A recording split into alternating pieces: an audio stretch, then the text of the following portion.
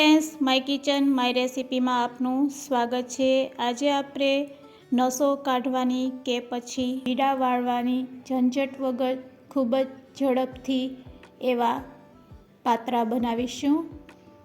એકદમ ટેસ્ટી અને ઇઝી મેથડથી આજે આપણે આ પાત્રા બનાવીશું। ખાવામાં ખૂબ જ ટેસ્ટી એવા લાગશે।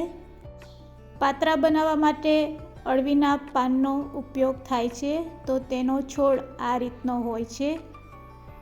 તેમાંથી તેના પાંદડા આપણે આ રીતે કટ કરી લેવાના હોય છે। તો બધી ટ્રીક અને ટીપ સાથે આજે આપણે આ રેસીપી બનાવીશું। રેસીપી સારી લાગે તો લાઈક અને શેર જરૂરથી કરજો, અને મારી ચેનલને સબસ્ક્રાઈબ ન કરેલ હોય તો સબસ્ક્રાઈબ કરી બાજુનું બેલ બટન દબાવવાનું ભૂલશો નહીં, જેથી કરીને તમને મારા નવા વિડીયોનું નોટિફિકેશન મળતું રહે। બજારમાં ખૂબ જ સહેલાઈથી આ અળવીના પાન મળી રહે છે। તો તેને સારી રીતે આ રીતે પહેલાં આપણે ધોઈ અને કપડાથી કોરા કરી લેશું। આ રીતે બંને બાજુ આપણે કપડાથી તેને કોરા કરી લેશું હળવા હળવા હાથે। પાનમાં રહેલી મોટી ડાળને આ રીતે કટ કરી લેશું અને તેને દૂર કરી લેશું। ફક્ત 6 થી 7 નંગ આપણે અળવીના પાન લેશું। હવે તેની ડાળને આપણે દૂર કરશું।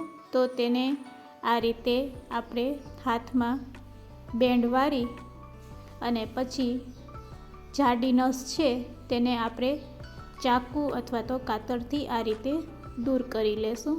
તો બસ વચ્ચેની એક જાડી નસ હોય છે તેને આપણે દૂર કરી લેશું।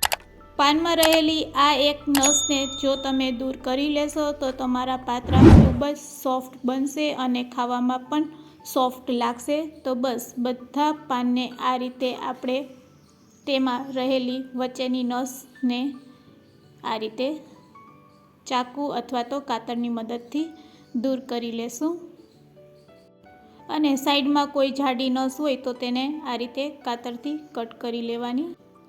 તો અહીંયા ખૂબ જ ઇઝી મેથડથી આજે આપણે આ પાત્રા બનાવવાના છે। તો બધી પાનની વચ્ચેની નસને આપણે દૂર કરી લીધી છે।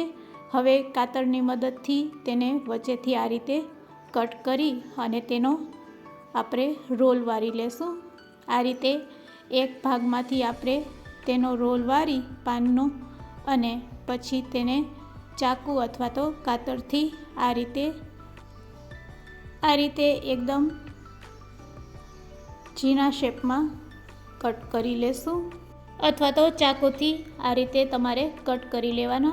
એકદમ ઝીણી સાઈઝમાં અને પટ્ટીવાળા આ પાનને આપણે કટ કરીશું।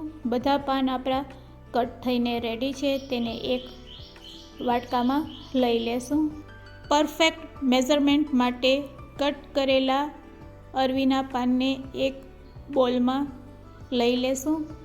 જે બોલમાં આપણે પાન લીધેલ છે તે જ બોલના મેઝરમેન્ટથી આપણે એક વાટકા જેટલો ચણાનો લોટ લેશું અને તેને મોટા વાસણમાં એડ કરી દેશું। હવે આપણે તેમાં મસાલા એડ કરવાના છે। તો અડધી ચમચી લાલ મરચું પાવડર, ચપટીક હળદર, અડધી ચમચી જેટલું ધાણા જીરું પાવડર અને ચપટીક હિંગ એડ કરશું। હિંગ એડ કર્યા પછી સ્વાદ અનુસાર અડધી ચમચી જેટલું આપણે મીઠું એડ કરશું, અને ચપટીક આપણે ગરમ મસાલો એડ કરી દેશું।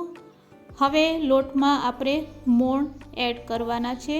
તો એક મોટી ચમચી જેટલું આપણે તેલ એડ કરશું। ચટપટો ખાટો સ્વાદ આપવા માટે આપણે આંબલીનું પાણી 3 ચમચી, તમે ઈચ્છો તો ગોળ પણ એડ કરી શકો છો। હવે બધી વસ્તુને આપણે લોટ સાથે બધી વસ્તુ એડ કર્યા પછી હવે તેમાં આપણે થોડું થોડું પાણી એડ કરતા જઈશું। હાથેથી આ રીતે લોટને મિક્સ કરતા જઈશું અને એક બેટર રેડી કરશું। તો અહીંયા આપણું બેટર પણ બનીને રેડી છે। તેની થિકનેસ તમે જોઈ શકો છો। 2 કપ કરતાં પણ ઓછા પાણીમાં આપણું બેટર બનીને રેડી છે। તો તેની થિકનેસ તમે જોઈ શકો છો. બસ હવે તેમાં આપણે રેડી કરેલા પાનને એડ કરી દઈશું. તો લોટ અને પાનનો જો પરફેક્ટ માપ હશે તો તમારા પાત્રા છે એ ખૂબ જ સરસ બનશે. હવે પાનને એડ કર્યા પછી આપણે તેને સારી રીતે લોટમાં આ રીતે મિક્સ કરી લે. આ રીતે પાનને લોટમાં મિક્સ કર્યા પછી હવે તેમાં આપણે ચપટીક સોડા એડ કરવાની છે. પણ સોડા એડ કર્યા પહેલાં આપણે ગ્લાસને ગ્રીસ કરી લેશું. તો અહીં આપણે પહેલાં 2 ગ્લાસને આ રીતે તેલથી ગ્રીસ કરી લેશું. બંને ગ્લાસ તેલથી ગ્રીસ થઈ જાય પછી આપણે રેડી કરેલા બેટરમાં સોડા એડ કરશું. તો આજે આપણે ગ્લાસમાં આ પાત્રા બનાવવાના છીએ. ગ્લાસ આપણા ગ્રીસ થઈ ગયા છે. તો હવે આપણે આપણા રેડી કરેલા બેટરમાં અડધી ચમચી ખાવાની સોડા એડ કરી અને તેને હાથેથી સારી રીતે મિક્સ કરી લેશું. તો અહીંયા આપણું બેટર પણ રેડી છે. તો હવે બસ તેને આપણે ગ્લાસમાં ભરી લેશું. આ રીતે ચમચીમાં થોડું બેટર લઈ અને સહેલાઈથી તમે ગ્લાસમાં બેટરને એડ કરી શકો છો. અને જ્યારે પણ તમે ગ્લાસમાં પાત્રા બનાવતા હોય તો એ વાતનું ખાસ ધ્યાન રાખવાનું કે ગ્લાસ છે એ આપણે ફૂલ ભરવાનો નથી. તમે ઉપરથી થોડી સ્પેસ રાખી અને પછી ગ્લાસને ભરવાનો. તો તમે જોઈ શકો છો બંને ગ્લાસ આપણા રેડી છે. આટલી સ્પેસ તમારે છોડી દેવાની.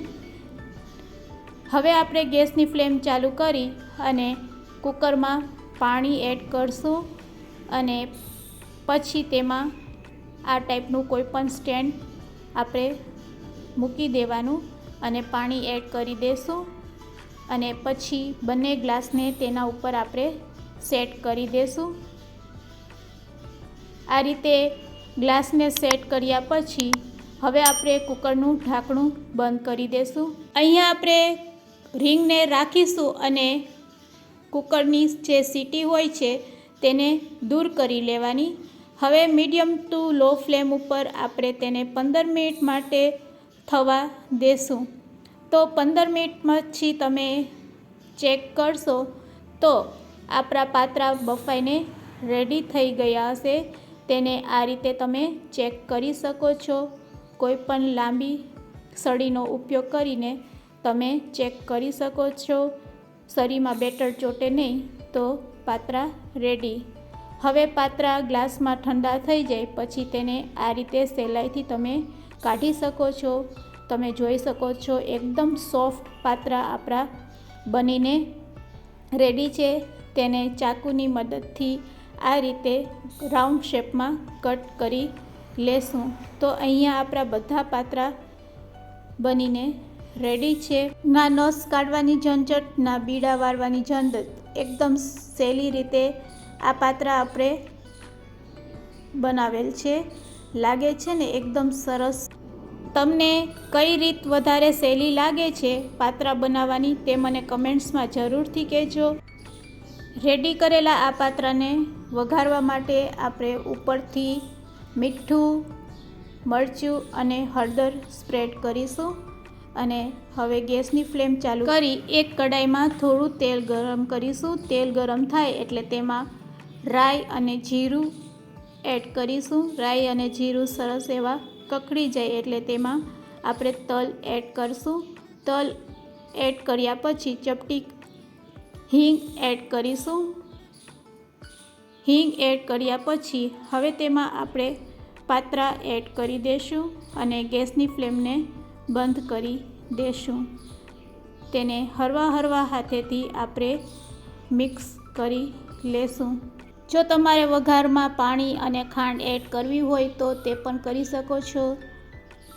હવે બચેલા નાના ટુકડાને પણ તેમાં એડ કરી દઈશું અને સારી રીતે મિક્સ કરી લેશું. રેડી છે આપણા પાત્રા. ના તો નસો કાઢવાની ઝંઝટ, ના તો બીડા વાળવાની ઝંઝટ ખૂબ જ ઇઝી રીતે અને ઝડપથી બની જાય તેવા પાત્રા બનીને રેડી છે. સર્વ કરવા માટે તેને સર્વિંગ પ્લેટમાં લઈ લેશું. રેડી છે ગરમા ગરમ પાત્રા સર્વ કરવા માટે. તો એકદમ નવી રીતથી આજે આપણે ગ્લાસમાં આ પાત્રા બનાવીને રેડી કરેલ છે. તેને આપણે તલથી ગાર્નિશ કરીશું. તો રેડી છે આપણા ગુજરાતીઓના ફેવરેટ એવા પાત્રા સર્વ કરવા માટે. ગ્લાસમાં બનાવવાની આ નવી રીત તમને કેવી લાગી તે મને કમેન્ટ્સમાં જરૂરથી કહેજો. અને જો તમને આ રેસીપી ગમી હોય તો એકવાર શેર જરૂરથી કરજો. તો ખૂબ જ સોફ્ટ અને ટેસ્ટી અને બજારમાં મળે તેવા પાત્રા નવી રીતથી આપણે બનાવીને રેડી કરેલ છે. તો એકવાર જરૂરથી ટ્રાય કરજો.